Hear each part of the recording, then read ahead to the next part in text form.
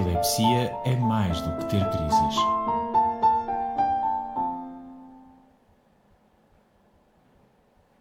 Boa tarde a todos. O meu nome é Cristina Pereira, sou neuropediatra no Centro Hospitalar Universitário de Coimbra e também membro da Liga Portuguesa contra a Epilepsia. É um prazer estar convosco neste Dia Internacional da Epilepsia. A epilepsia é uma doença do sistema nervoso central que se define pela ocorrência de crises epiléticas. Existem cerca de 50 milhões de pessoas com epilepsia em todo o mundo e em Portugal pensa-se que existam 50 mil pessoas com epilepsia. Mas, para além das crises, podem ocorrer também consequências cognitivas, psiquiátricas e sociais. Pela imprevisibilidade das crises, pode acontecer que algumas pessoas tenham mais ansiedade social decorrente do receio de ter uma crise epilética em público ou, por isso mesmo, terem empregos menos estáveis. No caso das crianças, por exemplo, não é invulgar que as crianças com epilepsia também possam ter mais dificuldades escolares, perturbação de hiperatividade, déficit de atenção e também alguns problemas de comportamento. É por tudo isto que é importante comemorar este Dia Internacional contra a Epilepsia, de forma que este estigma vá diminuindo. Queria também alertar e dar uma palavra às pessoas que sofrem de epilepsia, neste dia tão importante para elas e para os seus familiares, que apesar da pandemia não tenham receio de procurar os cuidados médicos que necessitam e, portanto, mantenham-se informados junto do vosso médico neurologista ou neuropediatra. Apresento agora o Dr. Francisco Salles. Dr. Francisco Salles é neurologista, neurofisiologista, coordenador do Centro de Referência de Epilepsia Refratária do CHUC e é também um antigo presidente da Liga Portuguesa contra a Epilepsia. É um prazer tê-lo aqui connosco e ele vai-nos falar mais um pouco deste Dia Internacional da Epilepsia e da campanha internacional que é a epilepsia é mais do que ter crises. Olá, boa tarde, Cristina. Muito obrigado por este convite e muito obrigado pela apresentação. De facto, eu gosto deste videoclipe. A epilepsia é mais do que ter crises, porque de facto direciona-nos para duas realidades que são bem diferentes.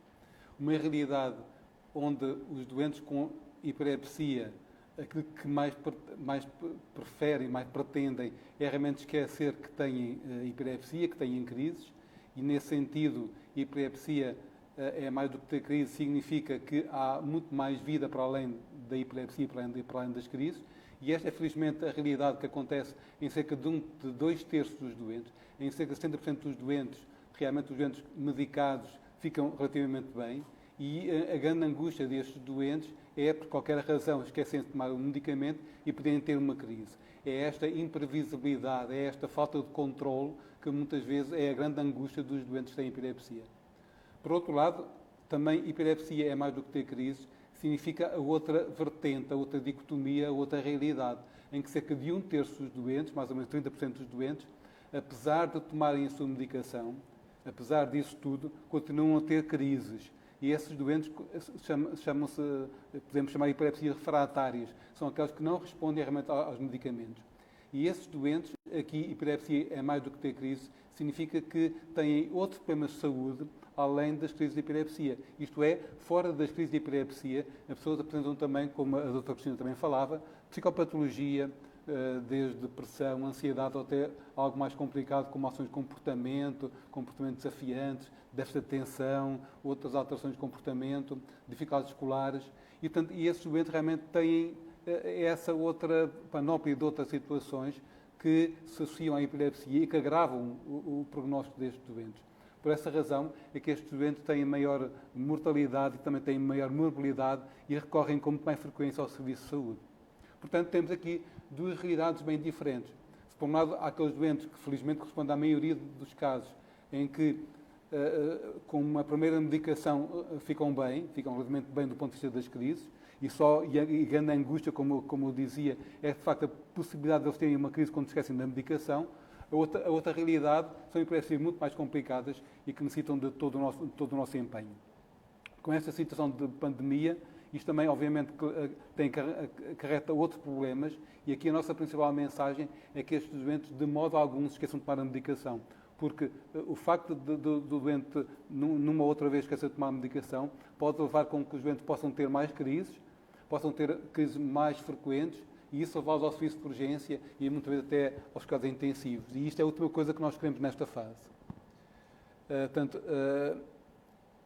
Esta campanha da Liga Internacional de Epilepsia é mais do que ter crises, leva também a uma articulação com a Liga Portuguesa contra a Epilepsia, que vai comemorar os seus 50 anos agora, e que vai organizar um conjunto de eventos para daqui a um mês, que é a Semana de Epilepsia, e que são eventos que vão decorrer durante a semana toda, com temas diferentes, horários diferentes, para que as pessoas possam escolher aquilo que mais lhes interessa ver, e que é uma campanha dirigida a 3 populações diferentes. Aos profissionais de saúde, e aqui profissionais de saúde entendemos os médicos, os enfermeiros, os técnicos de saúde, matemáticos, físicos, que tenham interesse e que trabalham na área da epilepsia. Também ao público em geral e aos doentes e seus familiares. Para cada um destes diferentes públicos, temos eventos diferentes. Para o público em geral, temos logo um evento logo na segunda-feira, que é um webinar que está aberto a qualquer pessoa que se queira inscrever e onde poderá participar deixando as suas perguntas, que depois irão ser respondidas. Para o público em geral, temos, para os doentes e seus familiares, temos no sábado um evento, um simpósio com as diversas associações de doentes, de modo a que haja uma articulação entre eles e que possam discutir os seus próprios problemas, em articulação com a Liga Portuguesa contra a Epilepsia e com a Rede Europeia de Diferenciação, que se chama CEPICARE, que também terá lá um seu representante. Portanto, aí é a possibilidade de juntar diversas associações de doentes e que discutam as suas preocupações. E depois, para os profissionais de saúde, temos um conjunto de webinars ao longo da semana, uns organizados diretamente pela Liga Portuguesa contra a Epilepsia e outros que são patrocinados e apoiados pela indústria farmacêutica que está connosco nesta Semana de Epilepsia e que, obviamente, vai enriquecer muito esta Semana de Epilepsia. No sábado, na sexta-feira à noite, vamos ter um evento que é um concerto, que é a forma de comemoração dos 50 anos da Liga Portuguesa contra a Epilepsia. É um momento importante e que nós, numa brincadeira, chamamos de momento chin-chin e que vai, depois disso, ter a presença de uma banda, de um concerto, para o qual nós convidamos desde já, comprando um bilhete solidário e com uma banda bem conhecida em Coimbra, que são os Anakin. Como brincadeira ainda, e neste entretanto, nós também não queremos deixar de recordar que o Dia dos Namorados vai ser neste próximo domingo e temos uma brincadeira também, já vão perceber qual, e que faz uma relação realmente com a epilepsia. Muito bem, obrigada, Dr. Salles. E agora, tentando, eu sou mais do que epilepsia, também pode fazer lembrar as relações afetivas que todos nós temos. E daí, lembrar-vos de comemorar então o próximo domingo, dia 14 de fevereiro, é o Dia dos Namorados. E para falar um bocadinho mais sobre este assunto, temos a doutora Cristina Rosado, médica neurologista e epileptologista. E passo a palavra, Cristina. Obrigada, Cristina, pelo convite. É verdade, no próximo dia 14 de fevereiro é o dia de São Valentim. É um dia que todos os namorados celebram. Mas o São Valentim, apesar de ser conhecido pelo Dia dos Namorados, ser o patrono dos namorados, ele tem também uma associação especial com a epilepsia. E é isso mesmo que vamos ver agora no vídeo que vamos passar. São Valentim é mundialmente reconhecido como o padroeiro do Dia dos Namorados, o santo dos românticos e dos apaixonados.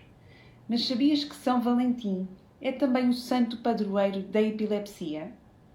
No passado, a epilepsia foi muitas vezes interpretada como um espírito mau ou demónio que possuía o ser humano. No início do cristianismo, quando a medicina era rudimentar e não existiam tratamentos eficazes para a epilepsia, a possibilidade de intervenção divina era interpretada como a única esperança e conforto para a doença. Sabe-se que ao longo dos séculos a epilepsia teve cerca de 40 santos padroeiros. O mais conhecido é nada mais nada menos que o São Valentim. Existem várias teorias sobre esta associação. Uma lenda sugere que São Valentim foi um bispo do século III d.C., chamado Valentim von Terni, que ajudou o filho de um orador romano a curar as suas crises epiléticas. Outra lenda sugere que São Valentim foi alguém que curou uma jovem noiva que tinha epilepsia. Há ainda quem refira que esta associação tem origem na semelhança entre as palavras Valentine e Fallen, pronunciadas em alemão. A epilepsia na altura era conhecida por The Falling Disease, a doença das quedas, surgindo termos alternativos como a doença de São Valentim. Quando toda a publicidade de corações e flores no dia de São Valentim passar, lembra-te também das pessoas com epilepsia e ajuda a fazer a diferença. A 8 de março de 2021, junta-te ao webinar Epilepsia para Todos e esclarece as tuas dúvidas. Epilepsia é mais do que ter crises. Obrigada, Cristina, pela tua mensagem. Na verdade, existem... Os namorados costumam gostar de ler livros em conjunto e ouvir as mesmas músicas. Sabiam que existem inúmeros artistas, escritores notáveis com epilepsia? Sobre isto vai-nos falar o Dr. Pedro. Dr. Pedro Correia é médico neurologista e epileptologista e tem mais uns dados adicionais sobre este assunto. Exatamente, Cristina. Existem, de facto, muita gente conhecida, artistas, vivos ou já falecidos, e nós trazemos dois exemplos para mostrar à audiência. Trazemos um senhor chamado George Gershwin, que era um compositor e um pianista americano do início do século XX, que compôs muita música famosa, e nós vamos passar um pequeno clipe com um exemplo de uma das suas composições, que se chama Rapsódia em Azul. E depois trazemos também o escritor Dostoevsky, que é um escritor russo do século XIX, que de facto viveu a sua vida com uma epilepsia, pensamos na epilepsia do lobo temporal, e ele de facto nas suas obras de ficção vai atribuindo a muitos dos seus personagens o diagnóstico de epilepsia e vai fazendo descrições bastante bonitas de uma sintomatologia variada das suas crises, e nós vamos também ver um pequeno excerto de uma dessas passagens em que ele faz uma descrição. E ficamos então com esses dois clipes, então vamos lá ver.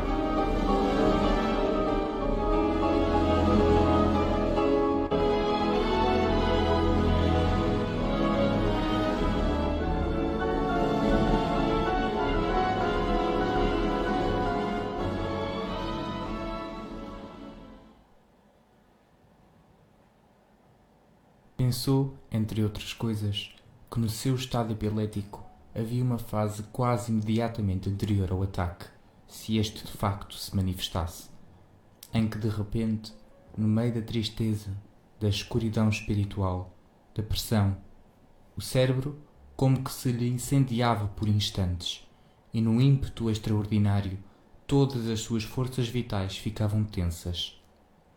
Nesses instantes, que tinham duração de um relâmpago, a sensação de vida e a consciência de si quase decuplicavam. A mente e o coração iluminavam-se por uma luz extraordinária. Todas as suas inquietações, todas as dúvidas, todas as preocupações pareciam apaziguar-se de uma vez. Resolviam-se numa tranquilidade superior, cheia de uma alegria e de uma esperança claras e harmoniosas, cheias da razão e da causa última. A epilepsia é mais do que ter crises.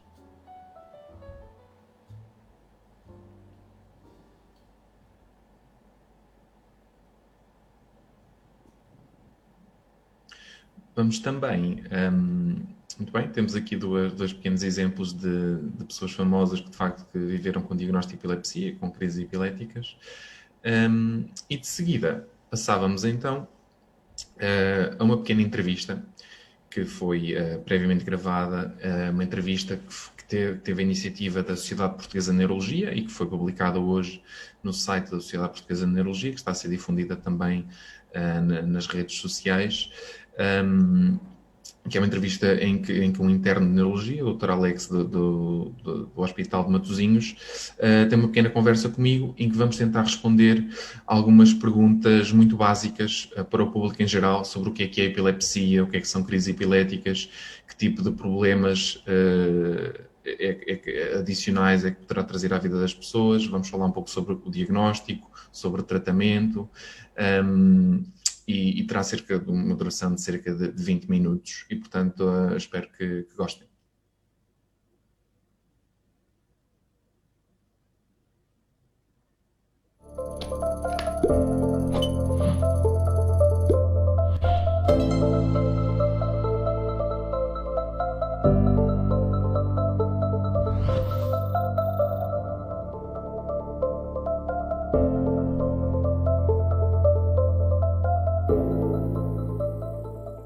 Estamos aqui em mais um episódio da websérie Sinopse.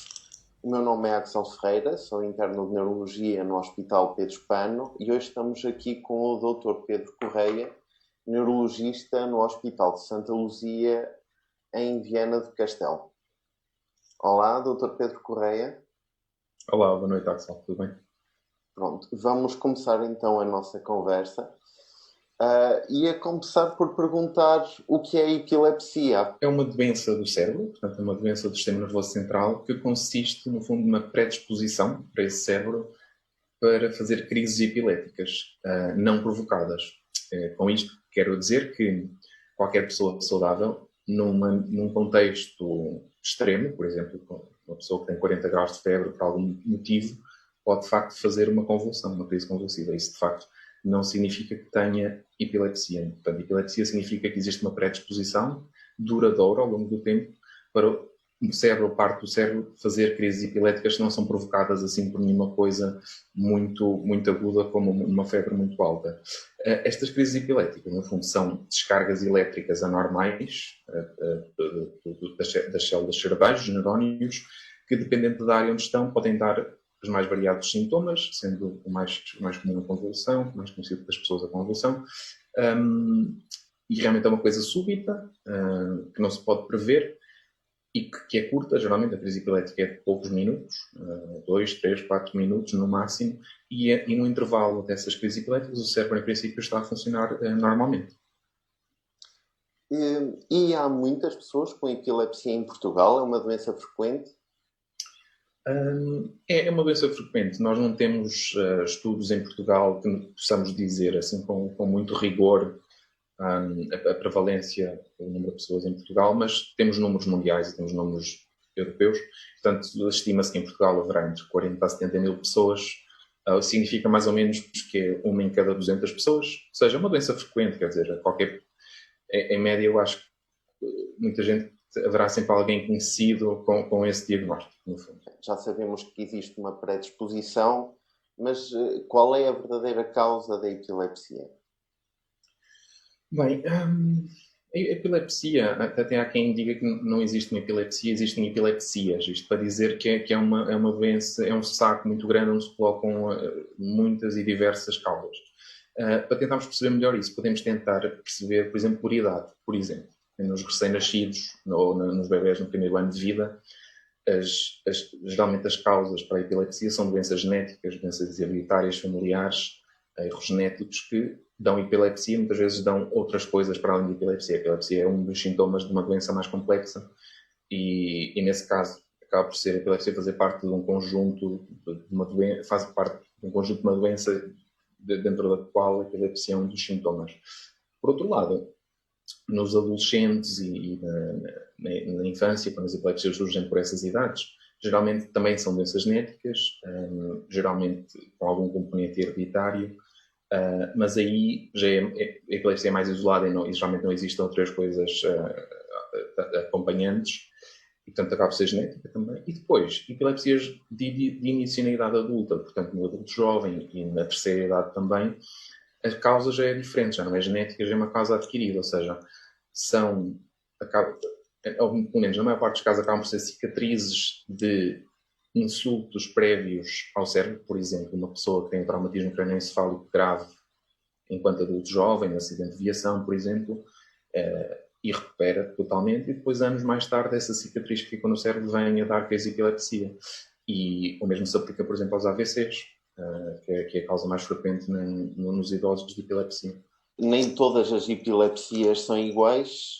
Quer dizer que as crises não são todas iguais? Exatamente, quer dizer, nós realmente temos essa ideia que a crise epiléptica é convulsão, e de facto é o mais aparatoso e é aquilo que é frequente acontecer nas pessoas com epilepsia, principalmente quando não estão medicadas, e de facto é aquilo que as pessoas chamam de convulsão, portanto é o que nós chamamos a crise tónico-clónica bilateral, ou generalizada, em que de facto há um componente, portanto a pessoa perde a consciência, se estiver de pé cai, e depois existe uma fase de um aumento do tónus, ou seja, a pessoa fica retesada, não é aquele termo que a pessoa usa, fica retesada e depois começa com uns tremores muito violentos, que as pessoas às vezes chamam de estribuchar, não é?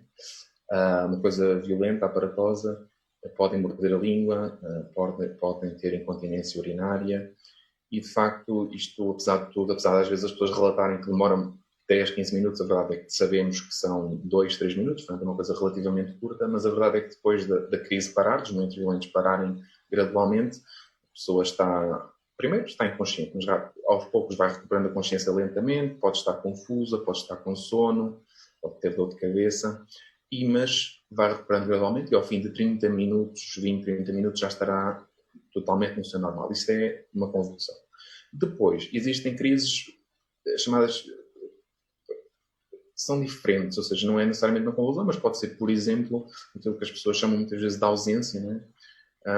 No fundo acaba por ser apenas uma paragem de comportamento, a pessoa se estiver a fazer alguma coisa para de fazer, fica com um olhar alheado, não responde quando é interpelada, pode ter pequenos automatismos das mãos, pode mexericar com as mãos na roupa, até pode mastigar em seco, aquele nós chamamos de automatismos oromandibulares, e também isso geralmente é curto, também são cerca de 2 minutos, e geralmente a pessoa volta à consciência e muitas vezes nem sequer tem ideia, não se apercebeu que realmente teve uma crise, só quem está mais próximo à volta é que compreende que aconteceu ali qualquer coisa. Isto são 2 exemplos de crise, mas depois temos, na verdade, uma miríade de potencialidade de acordo com a área cerebral que está a gerar as crises. Portanto, temos... são coisas menos frequentes e se calhar se ficássemos com estas 2 já era bom. Então, se existem vários tipos de crise e vários tipos de epilepsia, como é que nós acabamos por fazer o diagnóstico de epilepsia? Já que é uma entidade assim bastante vasta. O diagnóstico de epilepsia é fundamentalmente clínico. E com isto queremos dizer que o diagnóstico é feito na entrevista com o médico, num consultório médico, a falar com o utente, com a pessoa com possível epilepsia, e principalmente com as pessoas que são mais próximas, os familiares, ou alguém, um colega de trabalho que tenha visto algum dos episódios suspeitos, que nos possa descrever o que é que realmente aconteceu. Muitas vezes a pessoa em questão muitas vezes não consegue realmente descrever e às vezes precisamos de um bom informador. Mas se existir esse bom informador e se houver uma boa possibilidade de termos uma boa informação clínica do que é que se passou, o diagnóstico é feito dessa maneira. Existem exames que podemos fazer e que nos ajudam, mas não vão eles fazer diferença. Por exemplo, um exame que é muito utilizado é o eletroencefalograma, o EEG. E o EEG ajuda-nos a caracterizar o tipo de epilepsia e ajuda-nos a confirmá-la de alguma maneira. Mas, infelizmente, a sensibilidade de um EEG de rotina demora 20, 30 minutos, é baixa. Ou seja, nós podemos ter uma pessoa com epilepsia documentada, temos a certeza que é, e se essa pessoa fizer um eletroencefalograma de 30 minutos, em metade das vezes, pelo menos, esse exame virá normal, ou virá sem atividade epilética. Com isto quer dizer que o EEG é um mau exame para excluir ou para suportar dessa maneira um diagnóstico. Portanto, o diagnóstico acaba por ser a opinião do médico daquilo da clínica que a pessoa apresentou. Para além disso, depois temos outro exame que pode ser útil, são os exames de imagem. Ataque crânioencefálico ou a ressonância, melhor ainda. Aí já não é tanto no sentido de dizer que a pessoa tem uma epilepsia, mas ajuda a descobrir a causa, principalmente em epilepsias que começam no adulto. Quero dizer que nem toda a gente que vá a uma consulta de neurologia e que diga que tem uma convulsão acabará com o diagnóstico de epilepsia.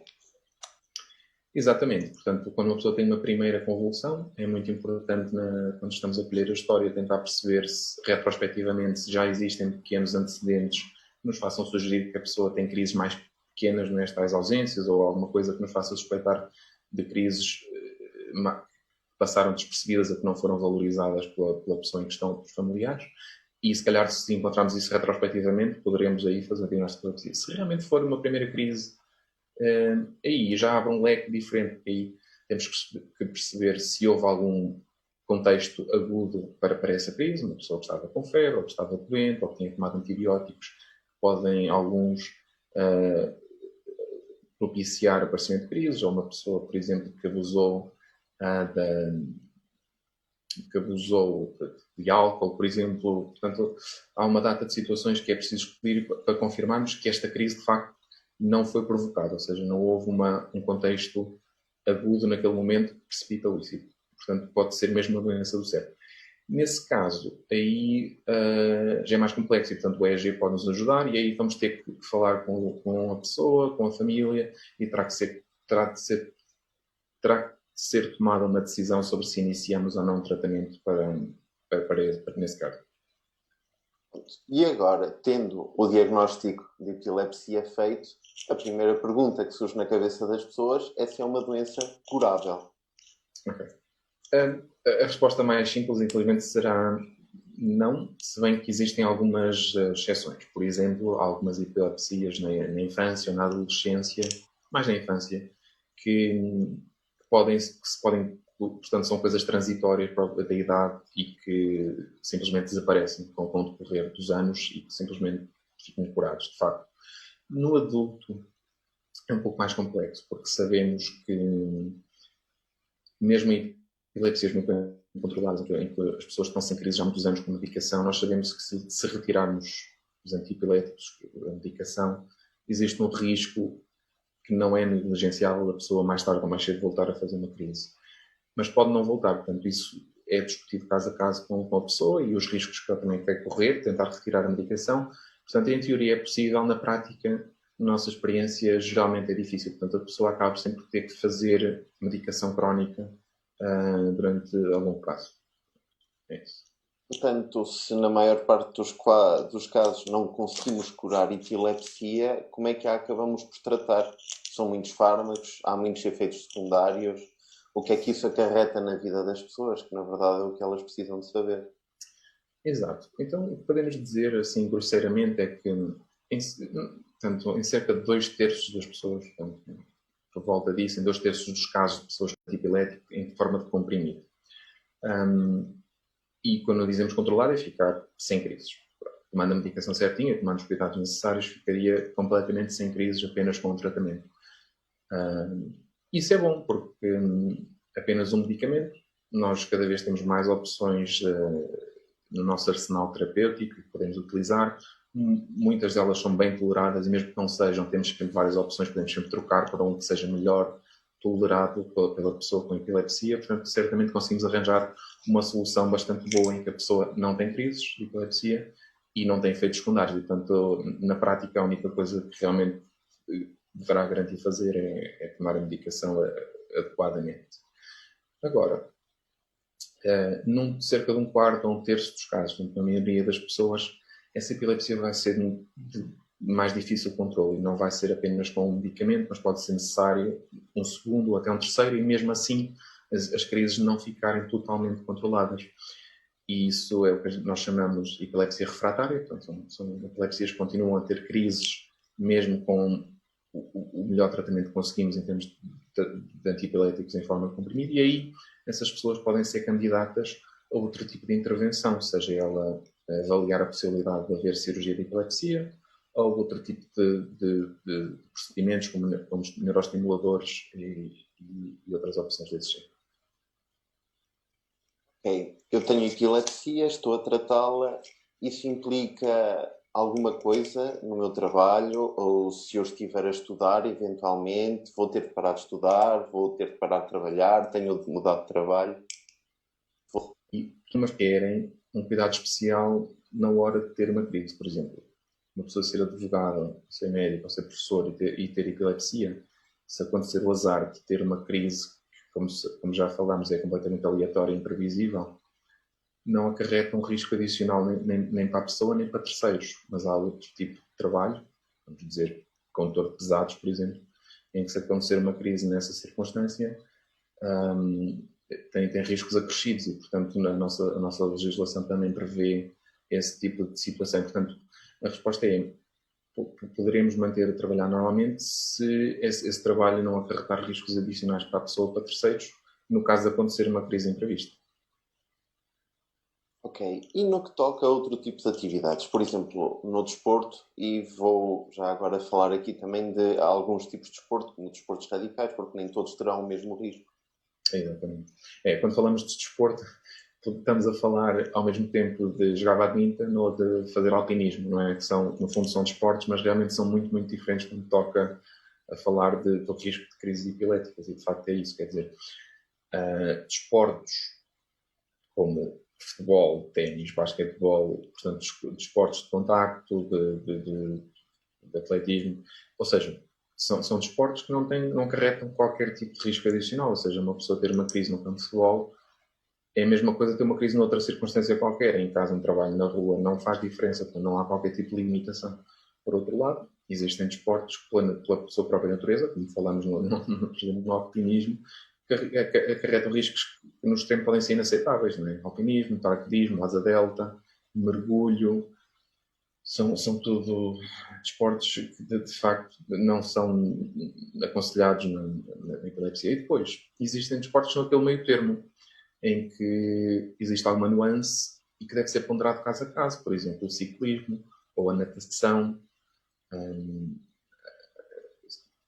enfim, canoagem, hipismo. Portanto, são desportos que não estão absolutamente contraindicados, mas que devem ser avaliados caso a caso, e aqui uma discussão séria e com calma com o neurologista e a pessoa com epilepsia e a sua família, aí pode-se chegar a um acordo e pode-se tentar perceber qual é que é a melhor opção para o caso em questão, para o tipo de crise que tem, a frequência que tem, tudo isso, e também, claro, a perceber os riscos e de que é que estamos a falar, no fundo.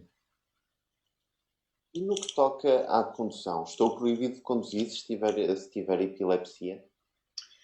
Nós temos legislação em vigor sobre isso. Nós até podemos, na página onde vamos colocar este vídeo, colocar um link para o decreto-lei em questão, mas, grosseiramente, o que a nossa lei diz é que uma pessoa com epilepsia poderá conduzir se estiver pelo menos um ano sem crises.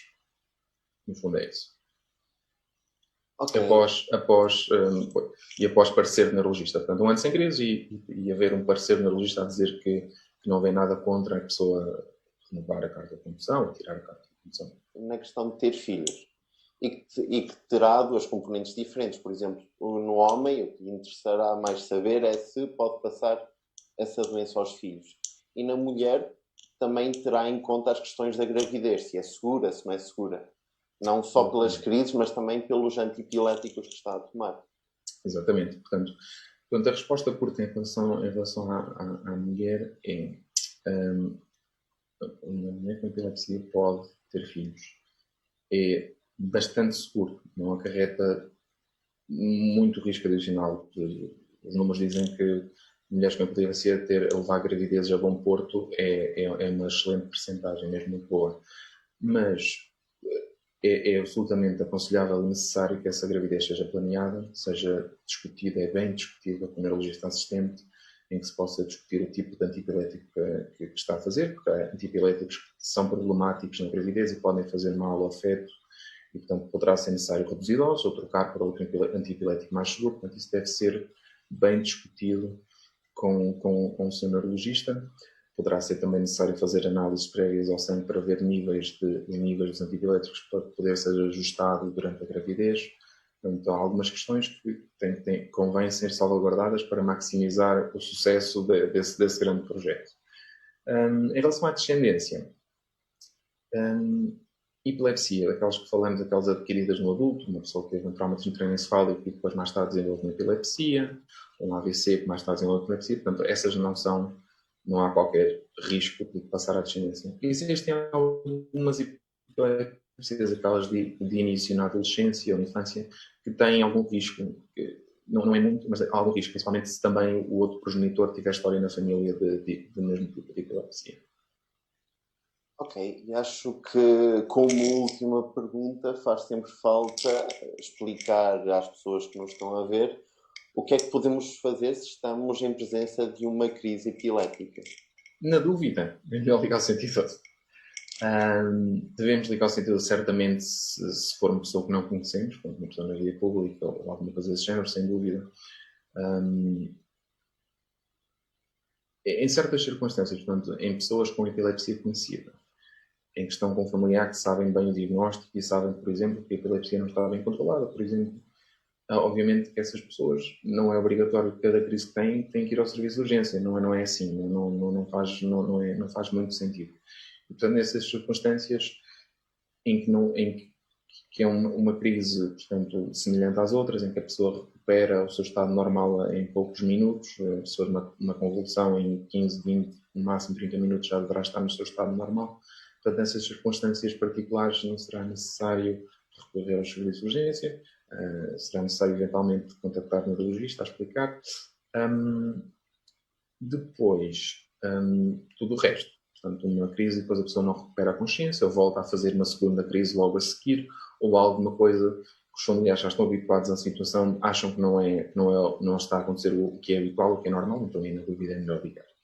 Na crise em si mesmo, numa convulsão, numa crise tónico-clónica, existem aí bastantes mitos difundidos pela população, por exemplo, podemos colocar alguma coisa na boca para impedir que o doente morde a língua, que enrola a língua, ou alguma coisa desse género. Isso está errado. Não devemos colocar absolutamente nenhum objeto, nem dedos na boca, nada disso. Devemos sim garantir que a pessoa que está a ter a crise epilética está em segurança. Portanto, se está em casa, ótimo. Se estiver na rua, poderá estar perto enfim, onde passam carros, enfim, aí temos que considerar essas situações e também mantendo a nossa própria segurança, como é evidente. E depois, devemos impedir que haja traumatismo durante a crise. Imaginemos que a pessoa está no chão e com aqueles movimentos violentos está a bater com a cabeça no chão, devemos impedir isso com algum tipo de almofada, toalha, o que for possível. E depois devemos virar a pessoa de lado, portanto, entre colete lateral de segurança, no fundo para evitar que a pessoa quando tem uma convulsão também saliva bastante, para evitar que depois, quando recupera a respiração, não possa aspirar alguma saliva para os pulmões. Portanto, esse decúbito lateral também impede isso. E depois, gentilmente, estimular a pessoa e ajudá-la a recuperar a sua consciência sem pânico, sem alarido. Depois, naquelas crises mais pequenas, por exemplo, nas ausências em que a pessoa, apesar de não ser uma convulsão, perde a consciência ou não está bem nela, né? Até pode ter às vezes comportamento automático, pode continuar a caminhar às vezes, e portanto nessas circunstâncias que uma pessoa se apercebe que está ali alguma coisa que não está bem, que a pessoa está a ter uma crise, mais uma vez é uma questão de bom senso, uma questão de segurança. Portanto, se tiver alguma coisa na mão que possa ser perigoso, deve gentilmente retirar da mão, deve impedir que a pessoa caminhe para alguma situação em que possa ser perigosa e esperar calmamente que a crise passe. Em 2 minutos a pessoa irá passar e pronto, é isso. Pronto, resta-me agradecer ao Dr. Pedro Correia a disponibilidade.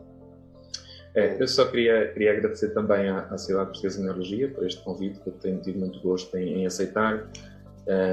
Esta entrevista vai ser publicada no Dia Mundial da Epilepsia, portanto, que é no dia 8 de fevereiro. E, portanto, achamos que seria interessante fazermos esta mensagem de awareness e de informação, que espero que seja útil. Obrigado.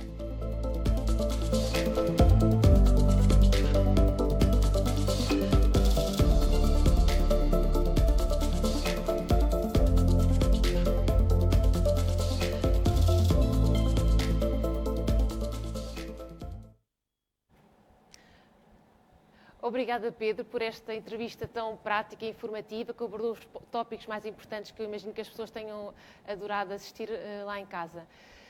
Na verdade, os 50 anos da epilepsia vão ter o seu momento de auge na Semana da Epilepsia, de 8 a 13 de março. Nesta semana vão existir vários webinars, como o Dr. Salles já falou, abertos ao público em geral, e vos convido já a consultar o site da Liga Portuguesa contra a Epilepsia para, se pretenderem saber mais sobre tratamento, sobre dúvidas como reagir a uma crise epilética, fazerem a sua inscrição prévia e assistirem. Mas, como em todas as comemorações, o momento mais importante será mesmo, como já disse o Dr. Salles, o concerto dos Anakin, que vai ser no dia 12 de março, pelas 21h30, e nessa altura realmente só é necessário, portanto a entrada é livre, só é necessária a compra de um bilhete solidário de 5 euros, através também do site da Liga Portuguesa contra a Epilepsia. Aproveito agora para introduzir José Rebola, que é conhecido por a maior parte de vós como sendo vocalista dos Anakin, mas que na verdade começou a sua formação académica na área das neurociências, nomeadamente na investigação em epilepsia, e agradeço já a participação de José Rebola neste live do Dia Internacional da Epilepsia, e vamos partilhar convosco um vídeo que ele nos gravou. Sou imune ao teu charme, já deu bem para perceber.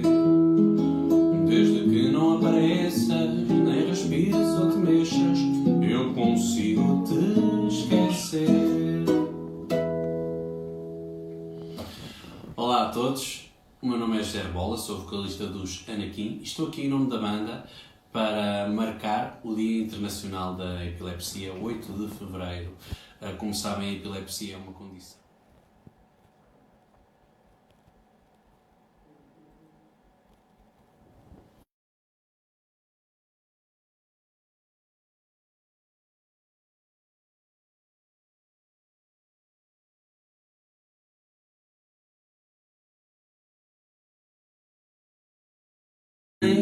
Para perceber, desde que não apareças, nem respires ou te mexas, eu consigo te esquecer. Olá a todos, o meu nome é José Rebola, sou vocalista dos Anakin e estou aqui em nome da banda para marcar o Dia Internacional da Epilepsia, 8 de fevereiro.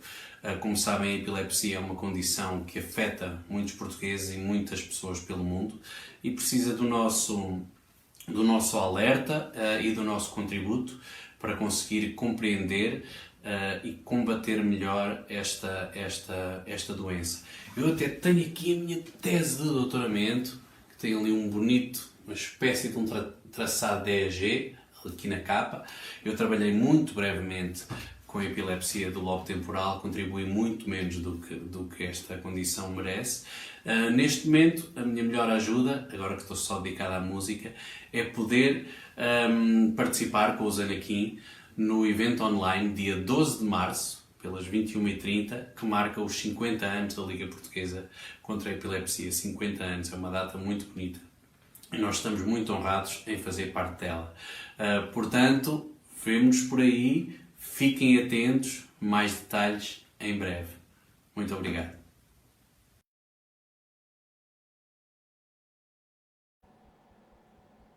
Obrigada, José, por esta mensagem que muito nos agradou. Estamos quase na reta final realmente desta live no Dia Internacional da Epilepsia, mas não sem antes vos apresentar a doutora Manuela Santos, que é neuropediatra e presidente da Liga Portuguesa contra a Epilepsia, que nos vai deixar uma mensagem de parabéns à Liga Portuguesa contra a Epilepsia. Boa tarde, doutora Manuela. Olá, boa tarde. Eu, por acaso, ia fazer mais um bocadinho de te dar os parabéns. É o que quiser. Não, há aqui alguns aspectos que eu penso que seria interessante também focarmos, que têm a ver com aquilo que é a epilepsia ou melhor, as epilepsias e sobretudo, como é que as pessoas vivem com essa situação. Nós temos muitos dos nossos doentes que vemos, só assim de vez em quando, às vezes até só uma vez por ano ou até menos, que são doentes que têm a sua epilepsia totalmente controlada, e, portanto, vivem a sua vida como qualquer outra pessoa vive a sua vida. A única diferença é que tem que tomar uns comprimiditos, mas de resto nada mais se passa.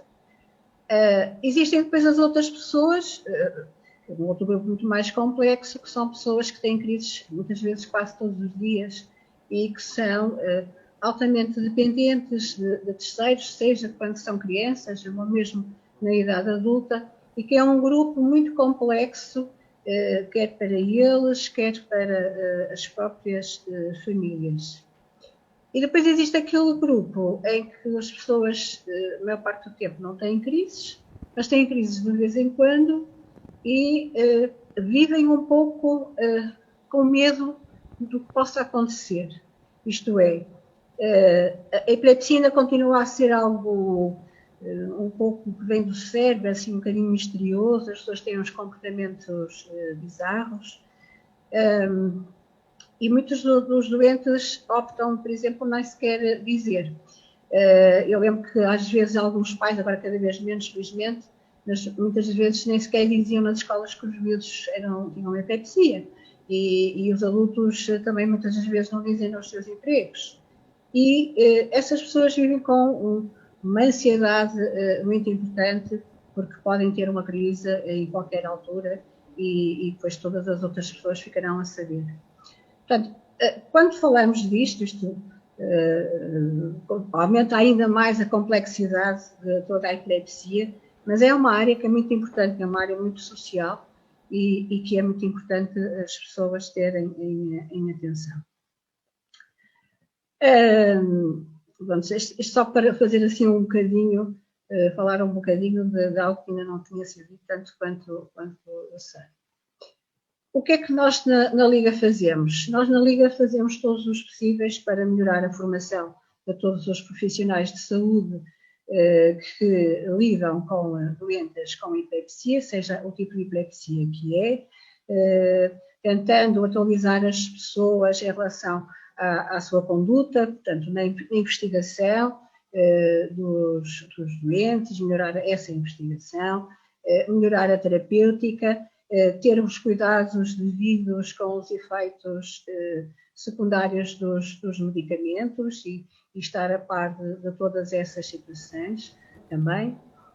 E é também importante, e esse é também um dos outros pontos da Liga, que é a informação sobre estas doenças aos doentes e às suas famílias, e não só. Também grupos profissionais têm contacto com os doentes, por exemplo, formações nas escolas, aos professores, a todos os assistentes operacionais que aí trabalham e também aos cuidadores das instituições. Alguns destes doentes muito graves estão em instituições, por exemplo. Mas também, por exemplo, aos bombeiros, também precisam de ter formação e isso vai sendo feito de uma forma mais ou menos regular em todo o país. E claro que é importante, porque é isso que está aqui neste momento a ser feito, a informação à população em geral. Uma coisa que eu gostava de deixar aqui para quem nos está a ouvir e que são doentes, é que ponderem sempre participar num grupo de doentes. É sempre importante nós falarmos com os nossos parceiros, com pessoas que têm situações semelhantes à nossa, e perceber como é que elas estão a lidar e, sobretudo, perceber também, dar um passo mais à frente, e perceber como é que se lida com isto e como é que, em termos de sociedade, o que é que se pode alterar.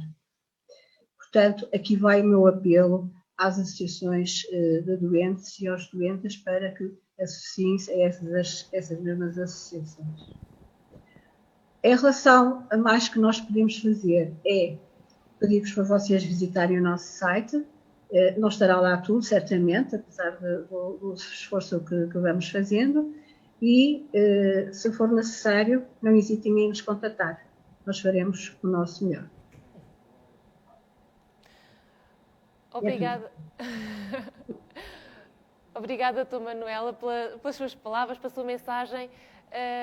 Quero também dizer que estamos a receber algumas perguntas de pessoas com epilepsia e que o Dr. Salles e eu, podemos eventualmente reservar aqui 5 minutos para esclarecer algumas dessas perguntas. Não sei se o Dr. Salles quer... Portanto, nós estamos aqui numa posição em que não podemos, obviamente, responder a perguntas concretas, de doentes concretos, porque isso compete, obviamente, aos médicos neurologistas, neuropediatras, médicos de família assistentes, né? Portanto, aí a nossa resposta é esta. Os doentes devem ter uma boa articulação com os serviços de saúde, com os seus médicos assistentes, de modo a que essas perguntas sejam realizadas e sejam concretizadas caso a caso. Não é? Portanto, obviamente não nos compete a nós responder a este tipo de perguntas concretas. Por outro lado, nunca é demais também alertar para a tal semana de epilepsia que vai ocorrer em março e onde existem realmente vários webinars, que são webinars foram pensados para responder a perguntas concretas, nomeadamente, por exemplo, questões sobre terapêutica, a questão do uso dos canabinoides, a questão dos devices que hoje são muito utilizados. E, portanto, são respostas que vão aí acontecer. No próprio webinar para o público em geral também temos um espaço aberto para aí responder a perguntas, obviamente, que não podem ser perguntas tão concretas, perguntas mais generalistas, né? Mas, de qualquer modo, é sempre um espaço aí que nós iremos reservar para responder realmente a perguntas de doentes concretos, embora não perguntas concretas, né? Porque essas, obviamente, terá que ser sempre os médicos assistentes a fazer e a responder. Mas, obviamente, que a nossa grande mensagem é esta, é que mesmo em tempos de pandemia, como agora acontece, é importante nunca perder essa articulação com as consultas de epilepsia, com as consultas de médico de família. Eu sei que é um período complicado, mas, por exemplo, só o facto, nós às vezes esquecemos muito rapidamente das coisas, mas só o facto das consultas estarem um pouco melhor informatizadas do que estavam uns anos atrás, permite com que a maior parte das receitas já sejam desmaterializadas, o doente já não tem que ir à consulta para ter a receita, as receitas são enviadas por SMS ou por e-mail. Isto é de uma enorme simplificação e torna este objetivo muito útil, que é a pessoa nunca pode realmente deixar de tomar medicação nesta fase, porque isso, o risco de pessoas terem crises e o risco de terem crises recorrentes e de terem que ir ao serviço de urgência muito intensiva, de facto, é um panorama que de modo nenhum pode estar agora no nosso plano. Depois, outra coisa é que corre sempre o risco de nós não respondermos aqui a tudo e não abordarmos tudo. Porque a epilepsia, como foi dita, é uma doença complexa que tem variados tipos de crises muito variadas e portanto, nunca é possível falar sobre os diversos tipos de crises. De qualquer modo, eu lembro que há 8 anos atrás, nós até com a ESEC TV tivemos a possibilidade de fazer vários videoclipes e, por exemplo, agora eu estive a rever isto e há videoclipes que tiveram qualquer coisa como já 500 mil visualizações. Estão no nosso site, estão no nosso site e mostram realmente diversos tipos de crises. Há sempre mais crises, há sempre mais tipos de crises a mostrar. E, portanto, se vocês nos puderem ajudar também nesse aspecto, nós agradecemos. Porque, de facto, isto é uma coisa que é dinâmica, é imparável mesmo.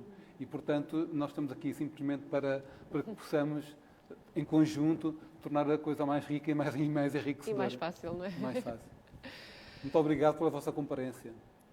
Obrigada realmente, obrigada à Dra. Manuela Santos, ao Dr. Francisco Salles, obrigada ao Pedro, à Cristina, ao José Rebola, que tiveram participação mais ativa neste live do Dia Internacional de Epilepsia, e também a todos em casa que nos acompanharam nas redes sociais ou noutros meios, e contamos convosco na Semana da Epilepsia, não é um bocadinho mais de lembrar, de 8 a 13 de março de 2021. Até lá! Tchau!